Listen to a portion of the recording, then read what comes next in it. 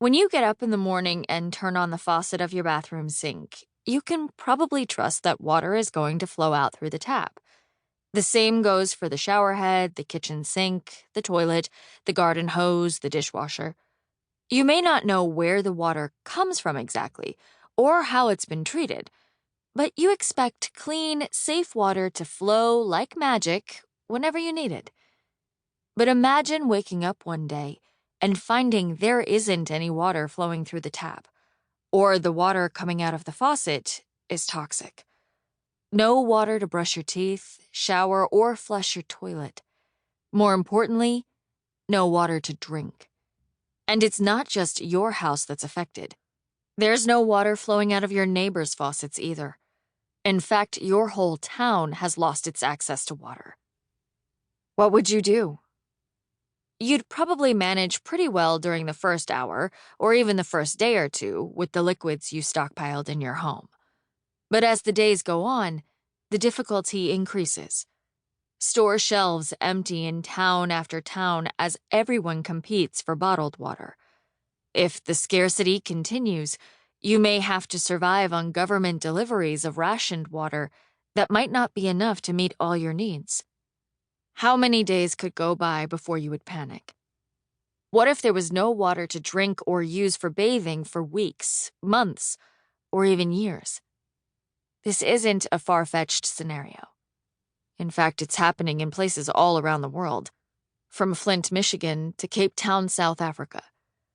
And this loss of water isn't just inconvenient, it's life-threatening. There are many things we could live without, but water isn't one of them. Water is life. Winona T. Single is a citizen of and the Chief Appellate Justice for the Little Traverse Bay Bands of Odawa Indians. In the fall of 2018, she lent her voice in Flint, Michigan, the site of a severe ongoing water crisis, to the discussion about the need and right of all living creatures to have access to clean water. In the Anishinaabe culture, water is sacred. Water is life, Single said. Water has its own spirit. Members of her tribe and other indigenous cultures believe that water is a living being with a spirit that deserves respect. Modeling the beaded thunder woman on the medallion she wore around her neck, Single spoke with clarity and conviction about our relationship with water, saying that it is with each of us inside the womb of our mother and is released when each of us is born.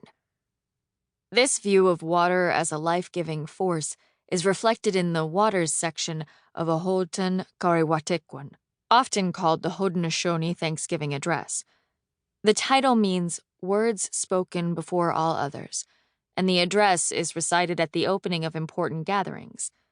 This translation is of the Mohawk version that was published in 1993 by the Six Nations Iroquois Cultural Center in Onchioda, New York. We give thanks to all the waters of the world for quenching our thirst and providing us with strength. Water is life.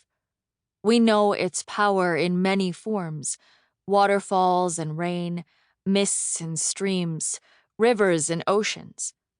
With one mind, we send greetings and thanks to the spirit of water. Now our minds are one. As the address says, water is life. We all need it to live, and not just for showering, brushing teeth, or flushing the toilet. About 60% of the human body is made up of water, and every human cell needs water to function. Water is crucial for circulation and digestion, and for transporting nutrients to every part of the body. In normal circumstances, a person can live roughly 1 week without water. In extreme conditions, like desert heat, that timeline is shorter. And humans aren't alone in terms of relying on this precious resource. Water is essential to all life on planet Earth, from the largest elephant that drinks about 50 gallons, 189 liters, each day, to the small desert spadefoot toad, which wraps itself in a mucous membrane to conserve water while estivating underground until it emerges 10 months later after a rainstorm.